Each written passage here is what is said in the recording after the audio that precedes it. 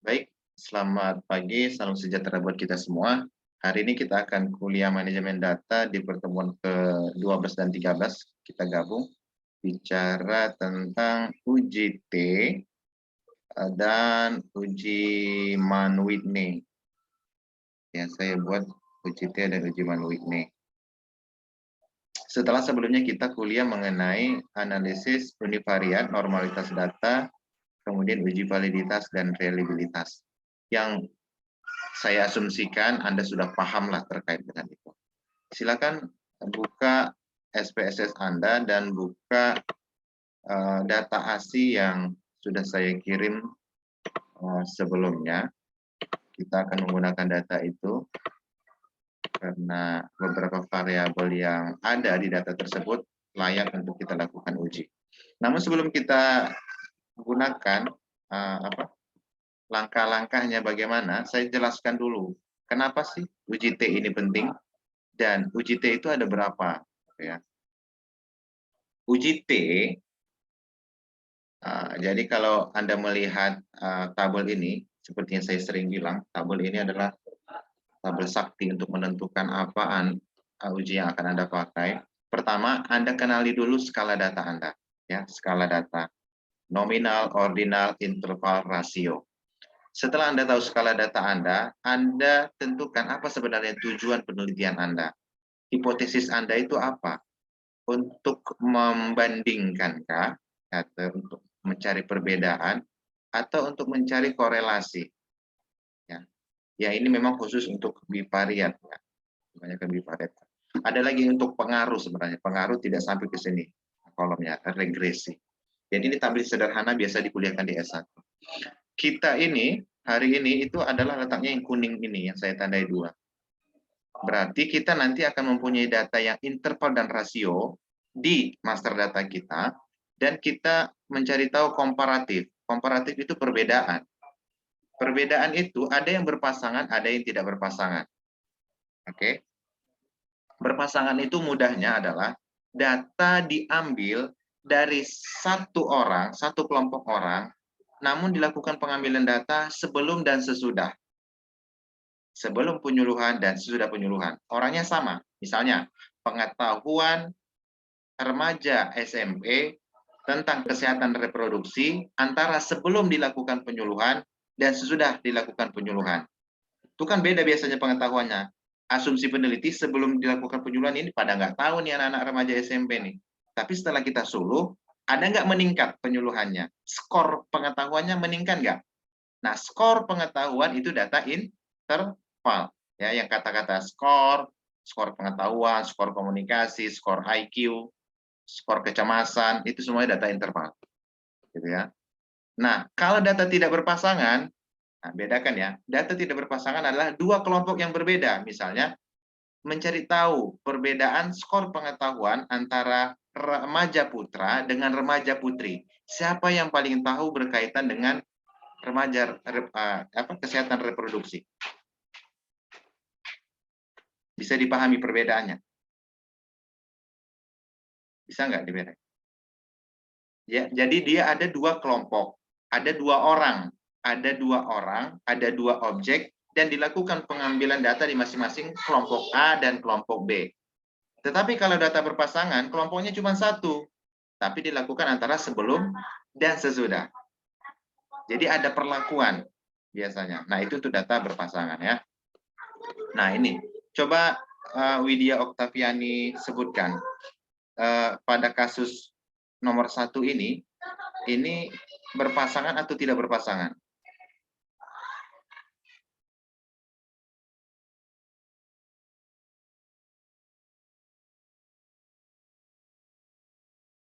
Ada merek A, ada merek B, artinya mana suaranya?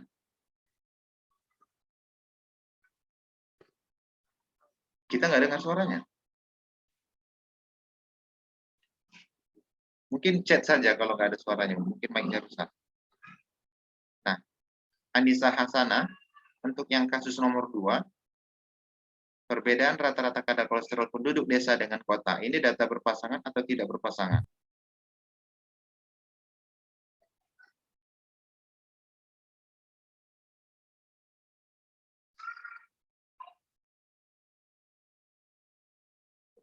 Ayo interaktif ya kita kuliahnya ya. Mau nih saya tanyakan, saya sebutkan namanya bisa menjawab. Walaupun salah nanti kan diperbaiki. Kepada saudari Data Dupa Mahasiswa yang telah berpasangan, Pak. menyampaikan materinya. Oh, ini sambil kuliah saya dengar nih, Anissa ya, Asana ya.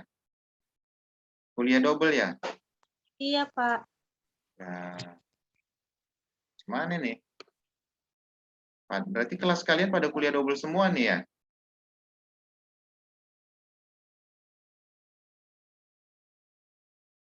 Ya lah ya. Ya, apa mau saya bilang ya? Pandai-pandai kalian lah memanfaatkan waktu ya. Nanti saya sudah sampaikan ilmu yang harus saya kasih. Mau itu dikuasai atau tidak ya saya kembalikan ke Anda. Nah ini Widya Oktaviani mengatakan contoh kasus itu berpasangan. Salah ya, salah Widya. Nah kan ada dua kelompok, ada merek A, ada merek B. Kalau ada dua kelompok namanya tidak berpasangan. Nah itu aja bedanya. Nah kalau yang nomor 3, program diet, nah, diukur berat badannya sebelum melakukan diet dan sesudah melakukan diet, ini artinya berpasangan. Berpasangan itu artinya diambil dari orang yang sama, tapi antara sebelum dan sesudah. Begitu. Bisa ya dipahami ya? Ah, iya, saya rasa bisa lah. Karena ini hal yang mendasar sekali, nanti jangan kecolongan, beda langkah-langkahnya ya. Oke. Sekarang kita ke uji T tidak berpasangan dulu. Tidak berpasangan berarti ada dua objek yang berbeda, gitu ya. Nah, ini merupakan uji statistik parametrik ya. Kita sepakat tadi datanya interval dan rasio. Nah, syarat kedua dia harus berdistribusi normal. Ya. Jadi uji normalitas dulu perlu. Kalau nanti dia tidak masuk tidak berdistribusi normal, jatuhnya nanti ke uji Mann-Whitney, uji alternatifnya. Nah, yang paling mudah variabel ini terdiri dari dua variabel kategorik, variabel X-nya, variabel X, dan variabel Y-nya itu numerik, variabel bebas. Ya, ini variabel bebas, ini variabel terikat. Ya. Contoh dua kelompok itu kan seks, di sini laki-laki dan perempuan. Ada kelompok laki-laki, ada kelompok perempuan. Nah, yang mau diukur itu adalah kadar HB, kadar darahnya, kadar tekanan darahnya antara kelompok laki-laki dan kelompok perempuan. Ya, oke. Nah, jadi bunyi hipotesisnya ketika Anda nanti menjawab di UAS juga seperti ini. Pertama buat dulu hipotesisnya. Ya, kalau hipotesis uji T itu bunyinya seperti ini H0-nya. Tidak ada perbedaan rata-rata kadar HB antara ini udah langsung ke contoh yang ini ya. Kita coba buka SPSS. Nah, kita coba analisis di sini. Misalnya kelompok yang mau kita lakukan uji beda itu adalah ada kelompok ibu. Di sini kan kelompok ibu yang bekerja dengan kelompok ibu yang tidak bekerja itu kan beda, dua kelompok. Nah, kita mau cari tahu misalnya kadar HB-nya. Kadar HB kita misalkan yang HB1 ini saja deh gitu ya. Oh, sorry. Ini kita cari rata-ratanya dulu. Ya, kita cari rata-ratanya dulu. Misalnya kan 2 kali dilakukan pemeriksaan tuh, misalnya ibunya si ibu ini pemeriksaan pertama dan pemeriksaan kedua, lalu dilakukan dihitung rata-ratanya. Bagaimana cara menghitung rata-ratanya? Gunakan data, compute ya, compute variable, ya kan? Kita menghitung rata HB, ya, gunakan saja ini rata HB, continue, masukkan saja seperti biasa ya. Kadar HB1 ditambah ya kan kadar HB2 di dalam kurung dulu ya supaya tidak salah. Nah, dibagi 2 kan gitu cari rata-rata.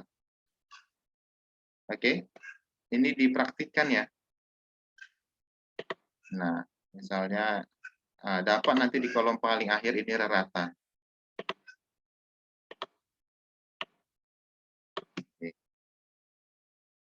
Betul ya?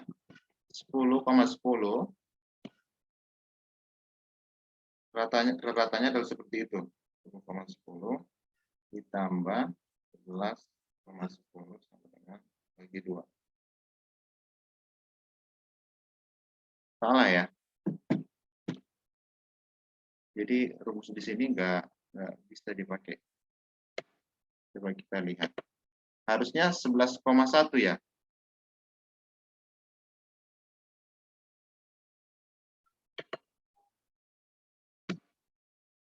Oke, kita pakai ini dulu deh. Ya. Nah, yang ini rata HB-nya ini total dulu deh ya, total.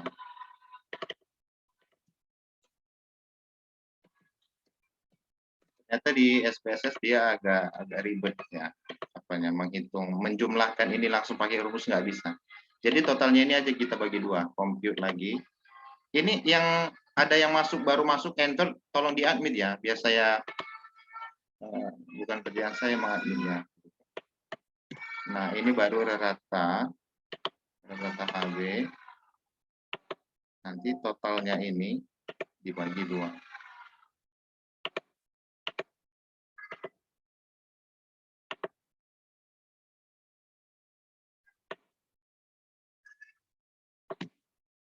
Oh, sama ya? Sama ternyata ya? Sama kayak yang tadi? Sama aja Pak hasilnya. Oh, sama aja ya? Sama, Pak. Saya yang salah tambahkan tadi ini ya.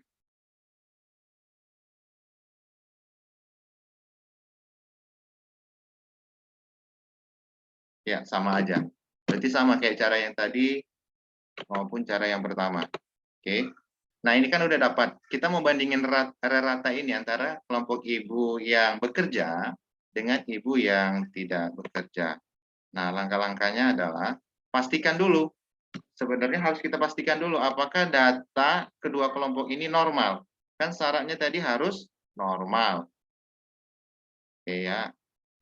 Kita berarti harus lakukan uji normalitas data. Masih ingat caranya?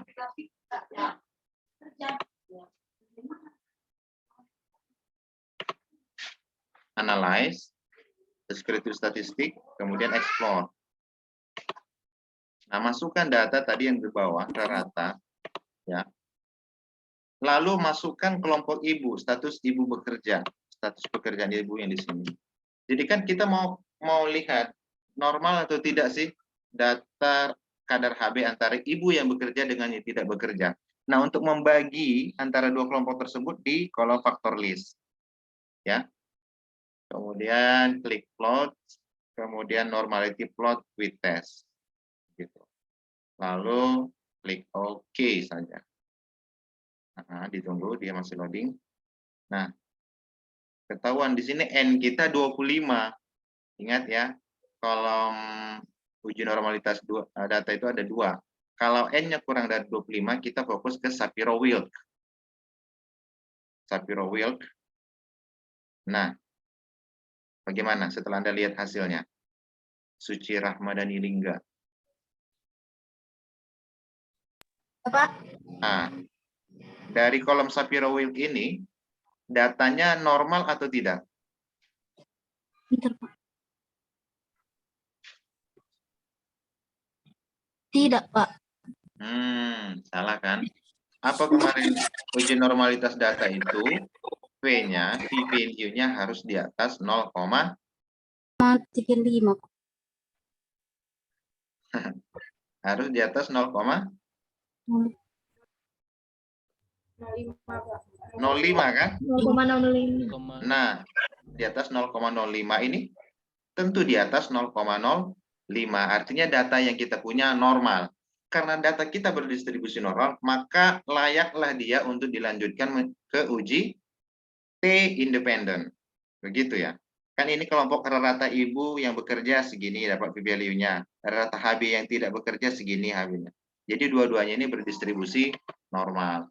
Maka kita lakukan uji T. Tadi dibuat dulu hipotesisnya ya. Jangan lupa seperti ini. Membuat hipotesis H0 dan HA-nya.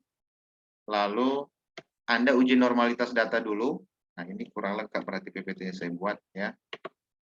Jadi membuat hipotesis, saya buat di sini lagi, lakukan uji normalitas data, gitu ya.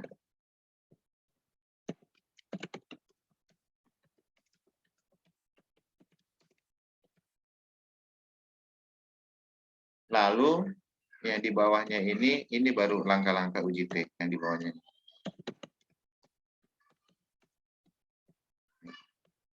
Bila memenuhi syarat asumsi normalitas, maka dilanjutkan uji T. Oke. Jadi ini syaratnya. Nanti nggak bisa langsung main-main ke uji T aja Anda. Begitu. Nah, caranya adalah klik analyze, kemudian compare means. Compare means. Kan kita kemarin, tadi saya tunjukkan ini compare. Compare itu hipotesisnya perbandingan.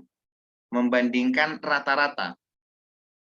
Membandingkan rata-rata. Nanti ada membandingkan proporsi. Anda harus bedakan apa itu rata-rata, apa itu proporsi. Rata-rata itu didapat dari data numerik. Sedangkan proporsi itu didapat dari data kategorik. Nah, ini harus dipahami. Saya dulu memang setengah mati mempelajarinya. Kok ada lah uji beda rata-rata, ada uji beda proporsi. Apa yang pentingnya ini? Nggak ada pentingnya dalam hidupku ini. Gitu-gitu saya dulu. Pening saya nggak ada yang ngajarin. Nah, ini saya kasih ke kalian kegundahan saya dulu memahami itu. Ternyata ini gitu ya. Oh, rata-rata itu datanya data numerik, ya, data yang sifatnya angka. Kalau datanya yang sifatnya kategorik, pengkodean, berarti dia proporsi. Proporsi itu ibaratnya berapa banyak jenis kelamin wanita di kelas ini, 90%. Nah, itu proporsi. Bentuknya persentase atau rasio. Rasio itu tulisannya T ya, bukan rasio yang ini. Nah, ini beda lagi karena sama pula istilahnya. 1:3, 1:5 itu kan proporsi tuh. Oke, kita ke sini lagi, kita lakukan analyze, ya, diikutin, kemudian compare means, kemudian pilih independent sample t-test, karena kita punya dua kelompok yang berbeda. Nah, habis itu, masukkanlah tes variabel ini adalah rata HB, ya. Kemudian masukkan grupnya kita, kelompok kita tadi adalah status pekerjaan ibu. Nah, kemudian klik define group. Pengkodean yang kita buat tadi itu apa di sini? Nah, lihat lagi data kita. Kalau Anda mempunyai 121212, nanti buatlah 1212. Tapi karena kita punya 0101, define grupnya, grup 1 itu ya grup 0 gitu ya. Grup 2 itu ya 1. Nah, tergantung kode yang Anda berikan di sini. Dan mulailah dari angka yang terendah dulu di sini. Oke. Kemudian klik continue, kemudian klik OK.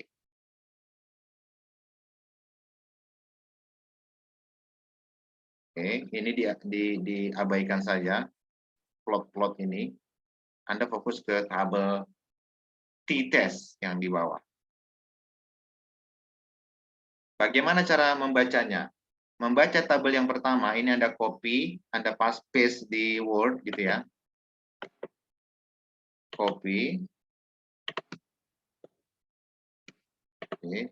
Kemudian paste begitu. Tabel di atas ya. Selalu dibuat interpretasinya. Tabel di atas menunjukkan bahwa rata kadar HB ibu yang bekerja nih ya adalah sebesar berapa? 10,9 340 mmHg gitu ya. Sedangkan data rata kadar HB ibu yang tidak bekerja adalah 10,2720. Oke ya. Kalau mau Anda lengkapi lagi dengan apa? standar deviasinya boleh, standar deviasi atau standar errornya. Tapi ini yang pasti, kalau dilihat sekilas, ada nggak perbedaan antara 10,9 bla bla dengan 10,2 bla bla ini? Ada ya, beda ya. Tapi apakah bedanya signifikan? Apakah perbedaan yang kecil itu sangat bermakna atau tidak? Gitu ya. Misalnya Nurul adalah ibu yang bekerja, Cindy ibu tidak bekerja. Diukur nih kadar HB-nya gitu ya. Apakah kemudian gara-gara pekerjaan itu mempengaruhi kadar HB mereka berdua? Itu sebenarnya mau dicari tahu. Kalau berbeda nanti sampailah pada kesimpulan pekerjaan ikut mempengaruhi kadar HB ibu gitu ya. Atau nanti kesimpulannya ada perbedaan kadar ibu antara ibu yang bekerja dengan ibu yang tidak bekerja. Nah, kalau dilihat sekilas ini nggak bisa kita bikin apa ya kesimpulan karena masih melihat perbedaan yang sangat kecil ini. Kita fokus ke kolom yang kedua, yang ini. Nah ini tingkatannya tinggi ya. Tadi setelah lakukan uji normalitas, ada lagi nanti uji varian namanya. Oke, ini sudah kita lakukan. Ini sudah kita lakukan. Rata kadar ibu yang bekerja tadi 10,9340. Gitu ya. Rata ibu tidak bekerja 10,270. Oke. Namun apakah perbedaan ini berbeda secara statistik? Langkah pertama, cek variansnya dulu. Cek tabel F ini. F ini adalah tabel varians. Levens test for equality of variance atau ringkasnya uji F. Di sini akan dikeluarkan dua p-value yang kebetulan ini sama ya. Jika variansnya tidak sama, itu p-value-nya 0,05. Kalau variansnya sama, p-value-nya di atas 0,05. Yang mana p-value-nya varians, Anda fokus ke sini. Jadi yang sig F ini, yang dua kolom ini adalah p-value-nya uji varians. Sedangkan yang ini adalah p-value-nya uji T. Anda mau pakai yang mana? Ini kebetulan sama saja 0,037 sama 0,037. Pada data yang lain, kasus yang lain, ini sangat besar peluangnya untuk berbeda angkanya ya. Jadi kita kembali ke sini. Kita lihat variansnya 0,343. Artinya lebih besar ya kan dari 0,05. Maka varians kedua kelompok tersebut sama variansnya. Kalau varians kedua kelompok tersebut sama, Anda fokus ke equal variance assume. Ini artinya variansnya diasumsikan sama. Kalau ini sama, maka tarik dia ke paling kanan ini. Inilah v-value uji T independen. Tapi kalau misalnya tadi dapat uji variansnya di bawah 0,05, gitu ya, variansnya tidak sama, maka equal variance not assume. Anda fokus ke yang ini, di bawahnya. Bisa dimengerti? Atau kecepatan, Amira dia bingung nih, si loading nih. Ya nanti seiring berjalannya dipraktekkan atau video ini saya kasih diulang-ulang nanti bisa diperhatikan lagi ya. Tapi ya itu intinya. Maka uji T-nya udah dapet nih p-value-nya. Ditariklah kesimpulan. Nah yang ini tadi 0,37. Ditarik kesimpulan dari kolom uji T ya. Kalau yang ini tadi kolom uji F. Yang ini kolom uji T. Gitu ya. Dari kolom uji T menunjukkan p-value-nya 0,037 untuk uji dua sisi, p-value-nya lebih kecil dari alfa, maka H0 ditolak. Kesimpulannya, secara statistik ada perbedaan yang bermakna rata-rata kadar HB ibu yang bekerja dengan ibu yang tidak bekerja. Berarti ada perbedaan. Ya. Dengan kata lain, Anda juga bisa buat kesimpulan yang poin yang ini. Ada pengaruh status kerja ibu terhadap kadar HB. Ya, terbukti ya. Memang tadi kalau secara sekilas rata-ratanya kan ada beda itu 10,9 sama 10,3. Dan secara statistik juga meyakinkan kita bahwa memang ada perbedaan yang bermakna antara rata-rata kadar HB ibu yang bekerja dengan rata-rata kadar HB ibu yang tidak bekerja. Bisa dipahami? Oke, kalau bisa kita langsung ke uji T dependent. Nanti biar sekalian aja ya. Kalian latihan. Sekarang uji yang berpasangan. Uji yang berpasangan. Ini, apakah ada perbedaan kadar HB ibu antara sebelum dan sesudah mengikuti program diet? Nah, itu contohnya kan. Nah, ini misalnya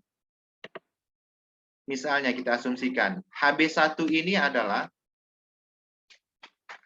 kadar HB ibu sebelum melakukan diet.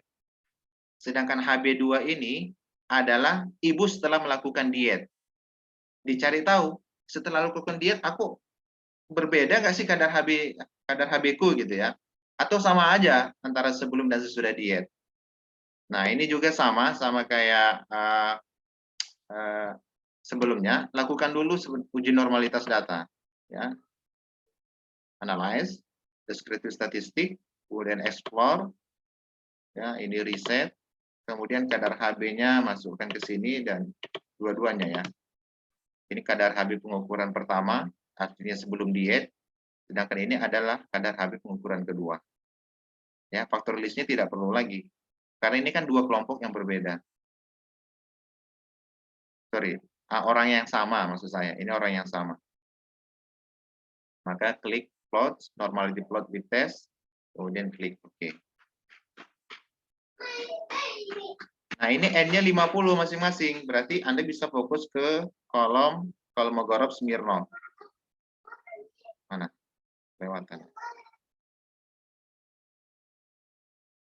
Nah, di kolom Kolmogorov Smirnov, sebenarnya data kita tidak normal. Lihat nih, karena V-value-nya di bawah 0,05.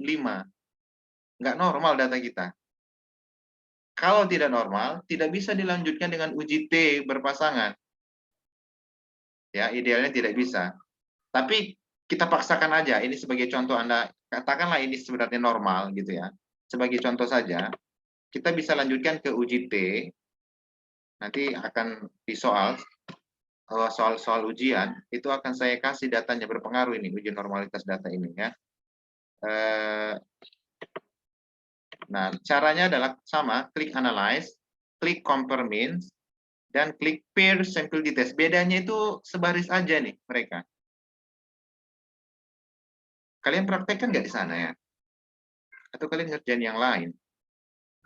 Praktekkan, Pak. Cuman agak kecepatan Bapak, Pak.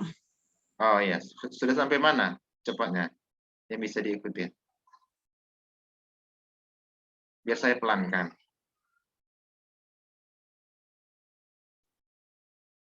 Ya, nanti kalau ada contoh gini sebenarnya biar cepat dipahami gitu ya.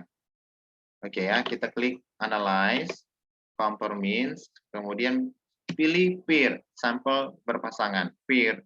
Jadi bahasa apa ya saya bilang? Saya pun dulu bingung sekali memahami ini. Kadang uji T tidak berpasangan, uji T dependent, kemudian pair dites. Rupanya ketiga hal itu sama bahasanya ya. Dependent kan itu berpasangan atau terikat gitu ya. Sama dengan pair itu sinonimnya gitu ya. Sedangkan ini independent, ini uji bebas, tidak berpasangan gitu ya.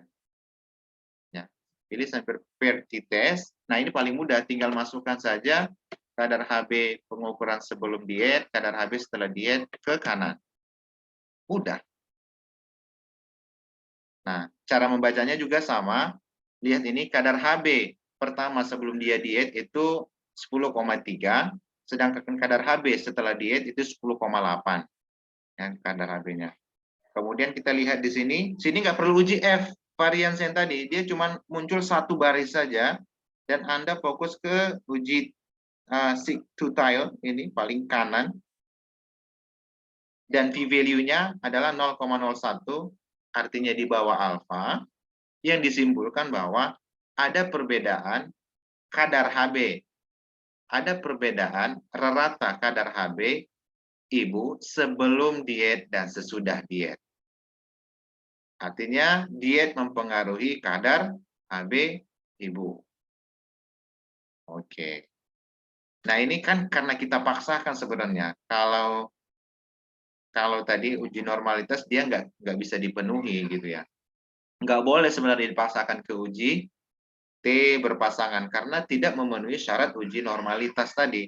Nah, kalau begitu Pak, kalau tidak normal dia jatuhnya kemana? Inilah uji ketiga alternatifnya. Nah, kalau tidak normal dia jatuhnya ke uji Mann-Whitney ini. Atau kalau yang berpasangan, data kita tadi berpasangan atau tidak? Berpasangan ya. Kalau berpasangan jatuhnya ke uji Wilcoxon. Nah, ini uji alternatifnya ya. Ini uji Wilcoxon. Jadi begitu saja ya. Kalau kalian punya data numerik misalnya nanti saya kasih dan dia tidak normal, ya walaupun datanya data numerik, dia tidak normal, pilihannya tuh ya dua ke sini.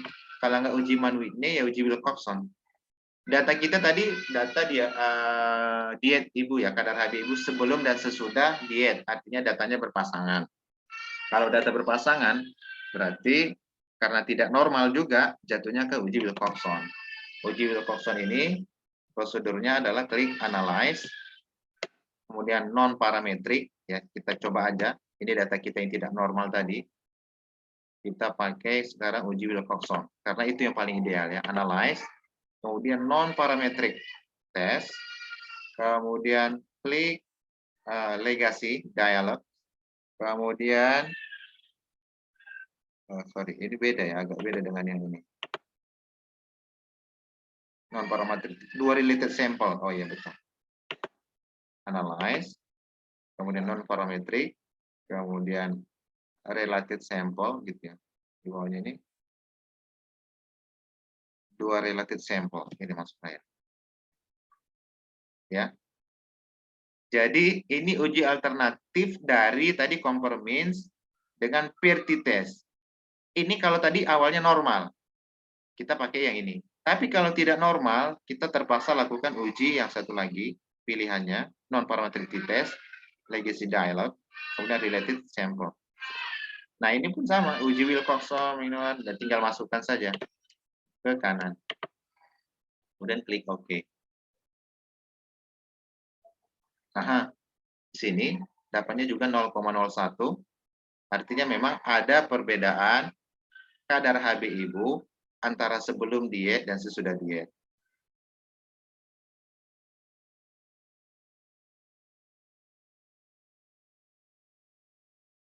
Oke ya, Wilcoxon.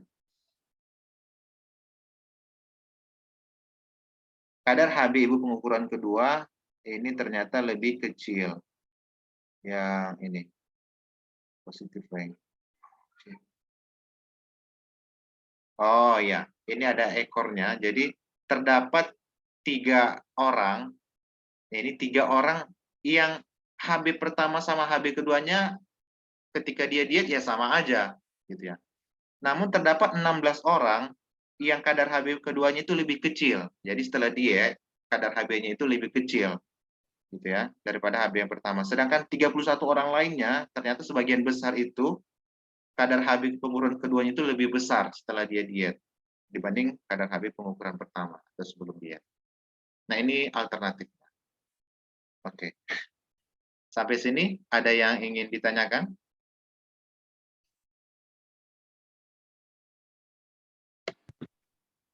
Izin bertanya, Pak. Ya, silakan.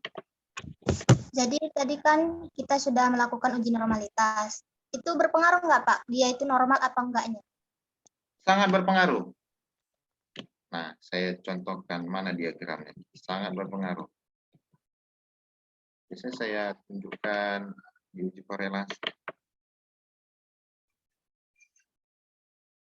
Ini ada. Di mana kemarin diagram? Oh, di biostat. Di biostat saya pernah mengajar biostat. Saya contohkan uji T di sini ya, uji T. Nah, hipotesis perbandingan 2 min atau 2 rata. Ini, ini maksud saya. Oke, ini harus saya tunjukkan ke Anda ya. Jadi pertama, kan tadi 2 kelompok berpasangan. Berpasangan tidak berpasangan harusnya udah fix ya. Tidak boleh lagi salah Anda, gitu ya. Lalu kalau dia tadi mana? Ini normal, ya nih. Kalau dia normal, dia dilanjutkan ke uji T berpasangan. Jadi uji normalitas itu menentukan uji apa yang dipakai untuk selanjutnya. Walaupun tadi karakteristik datanya sama. Ya, datanya data numerik. Hipotesis kita hipotesisnya untuk perbandingan, ya, uji beda gitu ya. Tetapi karena data kita tidak normal, jatuhnya ke uji Wilcoxon yang saya tunjukkan tadi. Tapi kalau dia normal, lanjutkan saja ke uji T berpasangan. Jadi setiap bagian yang saya beri itu ada apanya? Lihat skala datanya dan lihat kenormalitas datanya. Dia menentukan ke uji mana berikutnya. Begitu Mina. Baik, Pak. Terima kasih, Pak. Oke. Sekarang coba kita lihat ini data kita ya. Nah, data kita. Saya mau tunjuk satu orang untuk mensimulasikan langsung ke kita. Siapa yang bersedia? Atau yang mau coba? Saya pandu. Saya tunjuk saja ya. Biar terbiasa nih. Misalnya nanti di UAS saya kasih data. Nah, ini contoh datanya. Tolong Anda kerjakan uji statistik gitu ya. Antara misalnya ini ASI eksklusif, tidak ASI eksklusif. Nah, berat badan bayi. Nah, pertanyaan saya, dari data yang saya beri, apakah ada perbedaan berat badan bayi antara bayi yang diberi ASI eksklusif dengan bayi yang tidak diberi ASI eksklusif? Apakah ada perbedaan rata-rata berat badan bayi antara bayi ASI eksklusif dengan bayi tidak ASI eksklusif? Uji apakah itu? Independen, Pak. Independen, Yes. Pak. Sudah berpasangan. Independen. Coba dikerjain. Apa hasilnya?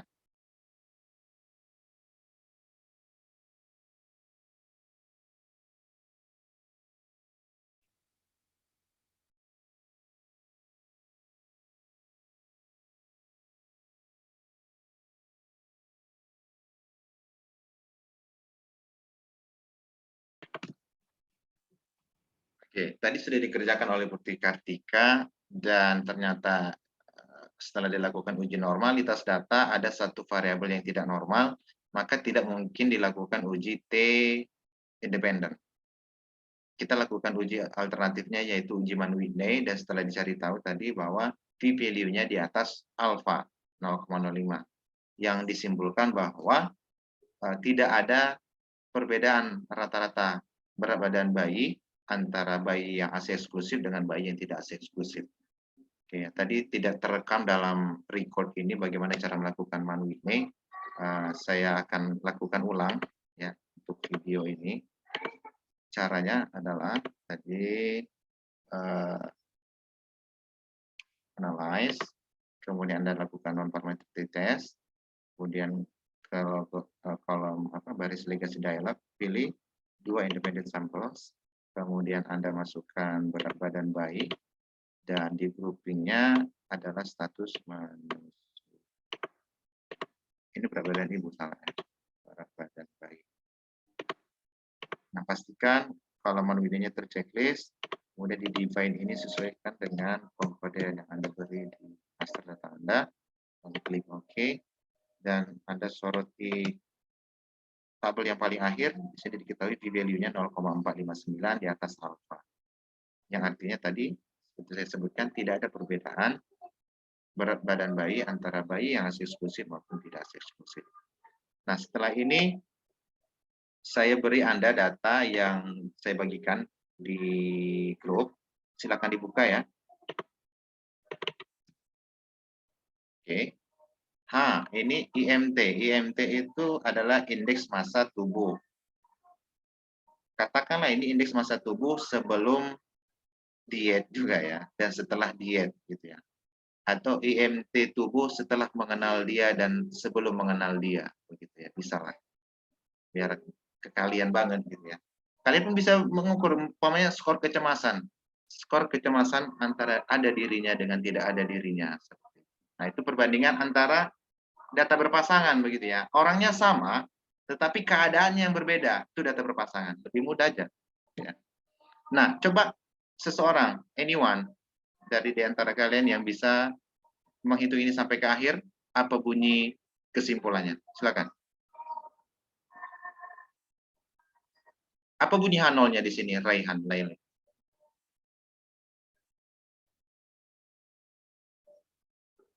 Ya, Pak. Apa bunyi H0-nya kalau kasusnya seperti ini?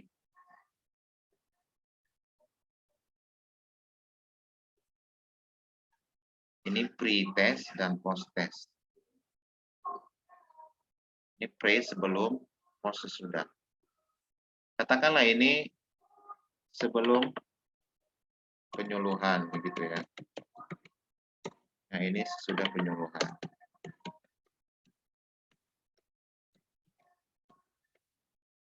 Nah, selisihnya ini nggak usah diasumsikan. Nah, ini. Apa bunyi H0-nya? Tidak ada. H0 itu selalu bunyi negatif ya, negasi. H0-nya adalah Tidak ada perbedaan ya, Pak. Tidak ada perbedaan IMT sebelum penyuluhan dan sesudah penyuluhan. Oke. Jadi jangan lupa kata rata-ratanya ya. Tidak ada perbedaan rata-rata IMT antara sebelum penyuluhan dan sesudah penyuluhan. Nah, kalau bunyi HA-nya tinggal kebalikannya, ada. Gitu ya. Kalau tadi H0-nya tidak ada perbedaan, berarti HA-nya ada perbedaan IMT antara sebelum dan sesudah. Ada yang sudah dapat jawabannya? Kenapa? Sendok.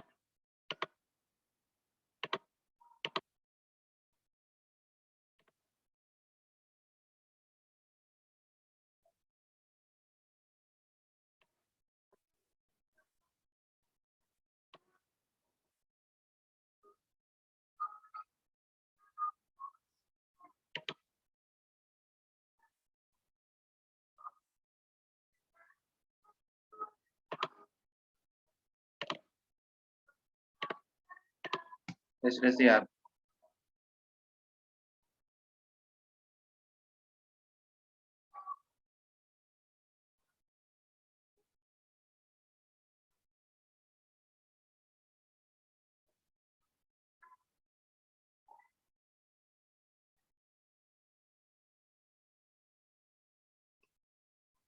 Apa kesimpulannya nih?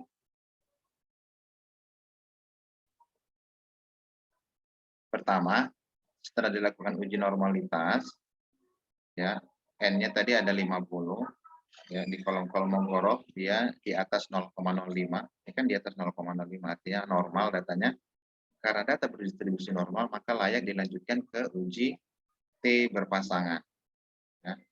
Dan setelah dilakukan uji T berpasangan, diketahui di value-nya ada 0,000000 lebih kecil dari alfa, yang artinya H0 ditolak. Kalau H0 ditolak, kesimpulan akhirnya adalah ada perbedaan rata IMT sebelum penyuluhan dan sesudah penyuluhan. Oke, saya harap Anda paham ya dengan video ini, nanti akan saya bagikan.